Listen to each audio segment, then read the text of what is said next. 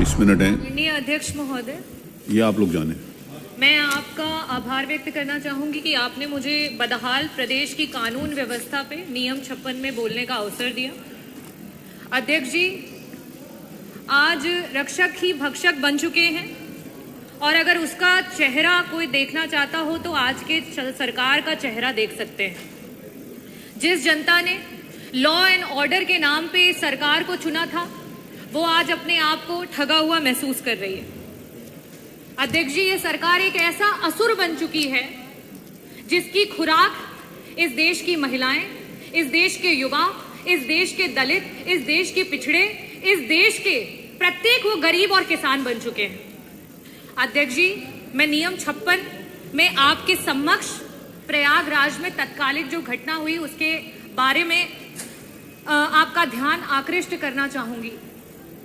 अध्यक्ष जी, एक खटिक समाज जो कि अनुसूचित जाति का एक अभिन्न और एक जरूरी अंग है, उस समाज के 4 बच्चों को बेरहमी से मार दिया गया, उनको मौत के घाट उतार दिया गया।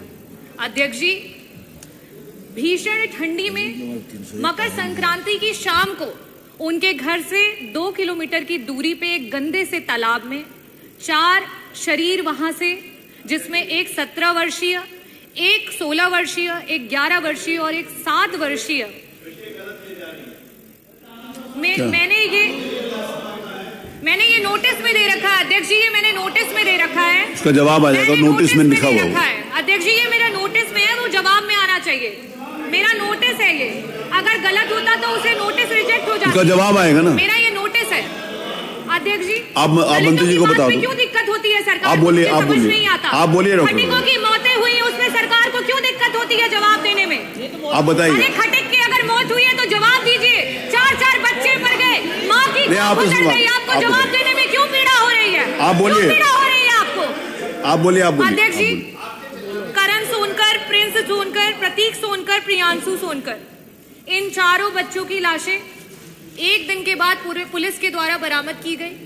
इनके शरीर पे, इनके तन पे एक भी कपड़ा नहीं था और एक गंदे से तालाब में, जो कि अवैध खनन का तालाब था, उनके घर से 2 किलोमीटर की दूरी पे, और उस तालाब से उनके शरीर को पाया गया। अध्यक्ष जी, इस पे अभी तक पुलिस के द्वारा कोई भी कार्यवाही नहीं की गई है। यहां तक कि ये बताया गया है कि ये 4 बच्चे पूरे नग्न होकर के इतनी भीषण ठंड में एक गंदे से तालाब में नहा रहे थे, जिसकी वजह से इनकी मृत्यु हो गई। ये बेहद शर्मसार करने वाला विषय है, जिस तरीके से सरकार इन 4 बच्चों की मृत्यु में पर्दा डालने का प्रयास कर रही है। दूसरा विषय मैंने अध्यक्ष जी नोटिस में दिया था, जिसमें पप्पू सोनकर और अरविंद सोनकर, जो कि एक शादी के समारोह के बाहर पाए गए और उनको पुलिस के द्वारा 26 जनवरी की रात को उठा लिया गया। 26 जनवरी की रात को उठाने के बाद 28 जनवरी को दोनों को गोली मार दी जाती है। अरविंद सोनकर आज जो है वो इस समय अस्पताल में भर्ती है। पप्पू सोनकर का बेहद खून बह जाता है और इसकी वजह से उसकी मृत्यु हो जाती है। अध्यक्ष जी, बार बार सरकार ये कहती है कि विपक्ष जो है वो अपराधियों का साथ देता है, लेकिन मैं आपके सामने आज ही अखबार में आया कि किस तरीके से हाई कोर्ट ने जो है सिस्टम पे चाबुक चलाया है और साथ ही साथ 30 तारीख को डीजीपी और अपर जो आपके मुख्य सचिव है गृह, उनको हाई कोर्ट ने तलब किया और मैं एज इट इज जो हाई कोर्ट ने कहा उसको रखना चाहूंगी कि इस कोर्ट के सामने अक्सर ऐसे मामले आते हैं जहां चोरी जैसे छोटे अपराधों में भी पुलिस जो है घटना में पुलिस एनकाउंटर बता करके अंधाधुंध फायरिंग करती है। ऐसा बर्ताव बिल्कुल गलत है, क्योंकि सजा देने का अधिकार सिर्फ कोर्ट का है और ना कि पुलिस का। भारत एक लोकतांत्रिक देश है जो कानून के शासन से चलता है, इसीलिए कार्यपालिका, विधायिका और न्यायपालिका के काम अलग अलग और अच्छी तरीके से तय है और पुलिस द्वारा न्यायपालिका के क्षेत्र में किसी भी दखल को बर्दाश्त नहीं किया जाएगा। और अध्यक्ष जी, साथ ही साथ मैं एक केशवानंद भारती और वर्सेस सुप्रीम कोर्ट के वर्डिक्ट पे भी आज इस सदन में जो है वो चर्चा करना चाहूंगी, जिसमें ये कहा गया है कि संविधान के बेसिक ढांचे को कोई भी सरकार डिस्टर्ब नहीं कर सकती है। जो आपका संविधान का बेसिक ढांचा है वो कहता है एग्जीक्यूटिव, जुडिशरी और लेजिस्लेटिव तीनों के अपने अपने कायदे, कानून और नियम और कार्य हैं। लेकिन आज कमिश्नरेट क्या कर रहा है? आपके जो कमिश्नरेट है, क्योंकि ये प्रयागराज कमिश्नरेट की घटना है, वहां पे पुलिस ही FIR करता है, पुलिस ही सजा सुनाती है। ये किस तरीके के नियम और कानून ये सरकार फॉलो कर रही है? अध्यक्ष जी, आज उत्तर प्रदेश लूट में, डकैती में पुलिस जो SC ST के खिलाफ हो रहे अत्याचार है उसमें नंबर 1 हो चुका है। महिलाओं के साथ हो रहे अत्याचार में नंबर 1 हो चुका है। अधिकारियों का विधायिका के प्रति, विधायक के प्रति, यहाँ तक कि नगर जो न्यायपालिका है उसके प्रति ना तो कोई आदर रह गया, ना कोई सम्मान रह गया। अध्यक्ष जी, आज अधिकारी जो है दलित के, पिछड़ों के, महिलाओं की लाशों पर चढ़ करके फेक एनकाउंटर कर रहे हैं, उनकी लाशों पर चढ़ करके फेक एनकाउंटर कर रहे हैं। किस लिए कर रहे हैं? क्योंकि सरकार उनको मेडल देगी, सरकार उनको टिकट देगी, सरकार उनको कहीं बड़ी जगहों पर जो है चेयरमैन बना देगी, सरकार उनको मनचाही पोस्टिंग देगी। शायद इस वजह से उन अधिकारियों को बढ़ावा मिल रहा है। अध्यक्ष जी, ये सरकार मिट्टी में मिलाने की बात करती है। आज धरातल पे कौन मिट्टी में मिल रहा है? आज धरातल पे वो सोनकर समाज के माँ की कोख मिट्टी में मिल गई। आज वो मेरठ में जो हमारी बेटी जिसकी आबरू लूट ली गई, उसकी आबरू मिट्टी में मिल गई, उसकी माँ को मार दिया गया, उसकी माँ मिट्टी में मिल गई। अध्यक्ष जी, मैं पूछना चाहती हूँ, ये सरकार माफियाओं को मिट्टी में मिलाने की बात करती है। हमारे मंत्री जी, संसदीय कार्य मंत्री जी, शाहजहांपुर का मामला है, शायद आपको पता होगा। एक सब्जी विक्रेता अंचल कुमार सब्जी बेच रहा था, उससे ये पूछा जाता है कि तुम्हारा बाप कौन है? बताओ, तुम्हारा बाप ठाकुर है कि तुम्हारा बाप जाटो है? ये बोल बोल करके उसको लाठी मारी जाती है। इन जैसे लोगों के मनोबल को आप लोगों ने मिट्टी में मिला दिया। विकास जाटव जैसे लोग जब अमरोहा में मंदिर में जाते हैं तो उन्हें गोलियों से भून दिया जाता है। उन जैसे बच्चों को आपने मिट्टी में मिला दिया है। अध्यक्ष जी, KGMU जैसी संस्थानों में जिस समय भारतीय जनता पार्टी के गुंडे जाकर के वहां पे गुंडागर्दी करते हैं और सरकार के द्वारा उन पे रोक नहीं लगाई जाती है, इस तरीके के बड़े बड़े संस्थानों को इस सरकार ने मिट्टी में मिला दिया है।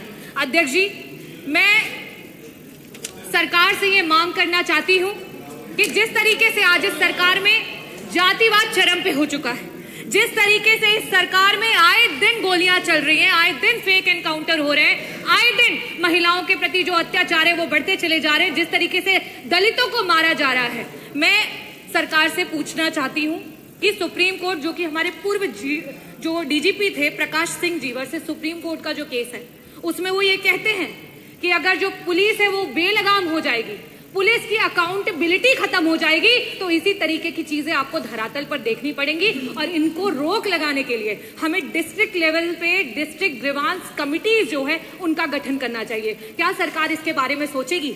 हमारे बीच से जो बच्चे चले गए उनके परिवारों को 50-50 लाख रुपए मुआवजा। उन परिवारों के पास न रहने के लिए कोई ठिकान है, न उन परिवारों के पास कोई रोजगार है। क्या सरकार उन्हें, मैंने DM से भी वार्तालाप हुई थी अध्यक्ष जी, मैंने कहा था कि उनको कम से कम जमीनी पट्टा कराया जाए, उनको आवास मिला जाए, लेकिन उस पर अभी तक कोई कार्यवाही नहीं हुई है। अध्यक्ष जी, ऐसे परिवारों को क्या सरकार जो है सहायता देगी या सिर्फ धरातल पे जीरो बन करके बड़ी बड़ी बातें सदन में करेगी? अध्यक्ष जी, मैं पूछना चाहती हूं कि जिस तरीके से कोर्ट ने सरकार को फटकार लगाई है और जिस तरीके से पुलिस सरकार की बेलगाम होती चली जा रही है, आपके NCRB के आंकड़े खुद बता रहे हैं कि उत्तर प्रदेश आज देश में पुलिस कस्टोडियल डेथ्स में नंबर 1 हो चुका है, फेक एनकाउंटर्स में नंबर 1 हो चुका है। इन सब को स्टॉप करने के लिए, इन सब पे रोक लगाने के लिए क्या इस प्रदेश को एक होम मिनिस्टर देगी? बहुत बहुत धन्यवाद अध्यक्ष जी, बहुत आभार व्यक्त करता हूं। अभी सुन लो, बोले। क्या चल रही थी पुलिस की बात, आप कहीं पर देख लीजिए। हमारे अयोध्या में यहीं पर मैंने मुख्यमंत्री जी को बोलते हुए देखा कि समाजवादी पार्टी के थे ये मोइन अहमद, समाजवादी पार्टी का बताया, चूंकि वो मुसलमान थे इसलिए यहां पर सदन में समाजवादी पार्टी का बताया गया। 19 महीने वो व्यक्ति जेल में रहा, उसकी बेकरी को तोड़ दिया, उसके घर को तोड़ दिया कि उसकी जाति अलग थी। हम पूछना चाहते हैं, वो बाइज्जत कोर्ट से बरी हुआ, बाइज्जत बुलडोज कर दिया, उसके घरों को और बेकरी को तोड़ दिया, और आज वो बाइज्जत बरी होकर गया। क्या सरकार उसमें माफी मांगेगी? कौन नहीं जानता। हम नहीं चाहते कि अपराधी बने, अपराधी जो हो उसके खिलाफ जो कार्रवाई कर सकते हैं आप करिए, लेकिन जाति देखकर, धर्म देखकर, उसकी पहचान देखकर उसके ऊपर कार्रवाई होगी और नहीं, अन्यथा नहीं होगी। कोडिंग सिरप वाले विषय में हमने देखा, यहीं पर सदन में खड़े होकर मैंने खुद बात रखी और मैंने कहा कि क्या बुलडोजर चलेगा? आज तक बुलडोजर का मान्यवर कहीं पता नहीं है। कोडीन पीकर सो गए मस्त, ड्राइवर गायब, चाबी खो गई, क्योंकि वो माननीय मुख्यमंत्री जी हमारे कहते समाजवादी पार्टी के, हमारे माननीय राष्ट्रीय अध्यक्ष जी ने स्पष्ट कहा कि अगर हमारी पार्टी के तो जाइए बुलडोजर चलाइए, तब भी बुलडोजर नहीं चल रहा, तब भी नहीं पता चल रहा कहां चला गया, क्या हो रहा है उनके खिलाफ। एक शुभम जायसवाल का नाम सुनते हैं मान्यवर, उसके अलावा किसी और का नाम इसलिए सरकार लेना नहीं चाहती क्योंकि वो माननीय मुख्यमंत्री जी के और सरकार के नजदीक के और सहजातीय लोग हैं। नहीं, मान्यवर नहीं, ये एक मिनट और ये मान्यवर, ये विषय नहीं, ये अपने आप में ये नहीं है, ये संदर्भ देखिए मान्यवर प्लीज। वो मैंने स्वयं एक घटना सुनिश्चित हो, वो सुनिश्चित, इसीलिए मैंने पूछा एक घटना, दो घटनाएं तो वहां बना गई प्रयागराज की, और वो कह रहे हैं न्यायालय से मांगो, और ये कह रहे हैं बुलडोजर चले। पहले तो ये दोनों लोग तय कर दें। बढ़ती हुई कानून व्यवस्था के ये खिलाफ अपने आप में नहीं मान्यवर, मान्यवर, आपका संरक्षण चाहिए। ऐसा है मान्यवर, कानून व्यवस्था के खिलाफ बोल रहे हैं मान्यवर। अभी एक धर्माचार के खिलाफ बोल रहे थे, वही बात मानी संस्कृतिकार बोल रहे हैं हम लोग। और ऊपर से नहीं, इधर नियम 56 पढ़ा नहीं, एक घटना हो सुनिश्चित हो, तात्कालिक हो, 4 घटनाएं एक उसके मैंने बोला, मैंने पहले पूछा, आपने लिखा, हम तो सोच रहे थे बैठे हैं इसे थोड़ी ये मान्यवर, मान्यवर तो सदन का टाइम भी खराब कर रहे हैं मान्यवर, 2 मिनट में खत्म, 2 मिनट नियम से कोई मतलब नहीं, जो वो विषय नहीं, वो हटा जी देंगे, मैं विषय को रख रहा हूँ। मैं माननीय अध्यक्ष जी, अरे सुन लो, वो हम हटा देंगे। माननीय नहीं, आप बैठिए, अभी रुक जाओ ना लोग, आप बैठिए प्लीज। मान्यवर स्पष्ट कह रहे हैं आज भी कि हम कोई समाजवादी पार्टी का व्यक्ति किसी गुंडे, शरारती, बदमाश व्यक्ति के साथ, किसी के साथ नहीं, हम साफ और स्पष्ट कर दें, और पहले दिन से हमारी सोच यही है। लेकिन इसके साथ साथ कानपुर का वो वाक्या जिसकी हल्दी नहीं, जिसके हाथों की मेहंदी नहीं सूखी थी, खुशी दुबे 3 साल तक सारी जातियों का तो नाम ले लिया। मान्यवर ये पुलिस की बात है, खुशी दुबे जेल में रही और उसकी मां का इलाज होना था, वो हमारे राष्ट्रीय अध्यक्ष जी ने कराया, राष्ट्रीय अध्यक्ष जी ने वो इलाज कराया। तो मान्यवर मैं कहना और पूछना चाहता हूं आपके माध्यम से कि सरकार जरूर बता दे कि हत्या, लूट, छिनैती, बलात्कार और पूरे के पूरे प्रदेश में इस समय ऐसा लगता है, ये मैं नहीं कह रहा हूं मान्यवर, ये सुप्रीम कोर्ट का है वर्डिंग, ये हाई कोर्ट की वर्डिंग है।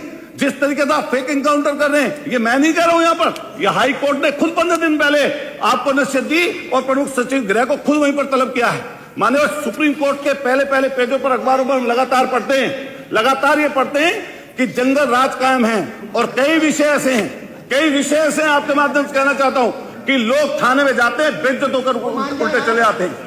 तो ऐसे विषय में मैं आपसे निवेदन करूंगा कि माननीय मंत्री जी, आपके माध्यम से मेरे कपसाड़ की और ज्वालागढ़ की दोनों घटनाओं के विषय में बिना लिखे जरूर मैंने लिख के रखे मान्यवर मेरे नोटिस में कि उसमें क्या हुआ और कैसे होगा, उनकी मदद जो सरकार ने वादा किया है उस गरीब परिवार की, उन दोनों की होगी या नहीं होगी। अपनी विधानसभा के 2 वाक्यों पर देना चाहता हूं। जैसा कि हमारे पहले साथी ने बताया कि दलित, शोषित, वंचित, पीड़ित, कमजोर, अकलियत के लोग, ये आपके पुलिस के, प्रशासन के ऐसा लगता है जैसे खाते में नहीं है। मान्यवर, सरदना थाने के अंतर्गत 6 तारीख को ऐसा जघन्य अपराध हुआ जिसमें मां और बेटी, यहां भी और दिल्ली वाले भी दोनों बोलते हैं कि 12 बजे चलेगी बेटी तो सुरक्षित रहेगी। राह में चलते हुए जा रहे थे अपने खेत पर, रास्ते में उस लड़की को अपहरण करते हुए, दुस्साहस देखिए उनका गुंडों का, अपहरण करते हुए लड़की की मां को गंडासा मार के उसकी हत्या कर दी। और हत्या करने के बाद में जब हम लोग, विपक्ष के लोग उनके आंसू पोंछने जाना चाहते थे, मैं खुद वहां का विधायक हूं मान्यवर, मुझे 3 घंटे तक आरएफ और पीएससी ने रास्ते में रोक कर रखा, आंसू पोंछना देना नहीं चाहते थे उनका। और आज भी हालत मान्यवर यह है कि कई दिनों तक पूरे प्रदेश में उस दलित मां के हत्या के लिए बड़े बड़े विपक्षी नेता जब वहां पर पहुंचना जाना चाहते थे तो मान्यवर उनको रोक के रखा गया। और मैं आपके माध्यम से सरकार से कहना चाहता हूं, जो वहां पर मौके पर वादा हुआ सरकार की तरफ से उस पीड़ित परिवार के लिए 50 लाख की मदद का, एक पट्टा देने का, लाइसेंस देने का, और हद तो तब हो गई मान्यवर, आज भी पुलिस उनके घर पर बैठी हुई है और पुलिस उसके परिवार को कहीं जाने नहीं दे रही, किसी से मिलने नहीं दे रही। एक वाक्य तो यह है, क्या सरकार उसमें मदद करेगी? दूसरा वाक्य है मान्यवर, उसी सरना थाना क्षेत्र के सोनू कश्यप, निषाद बोलते हैं, कहीं केवट बोल देते हैं, कहीं मल्ला बोल देते हैं, कहीं धीवर बोल देते हैं, लेकिन वहां पर कश्यप बोलते हैं मान्यवर। उसको आग लगाकर वहीं पर ज्वालागढ़ गांव के पास आग लगाकर मान्यवर उसकी हत्या हो गई।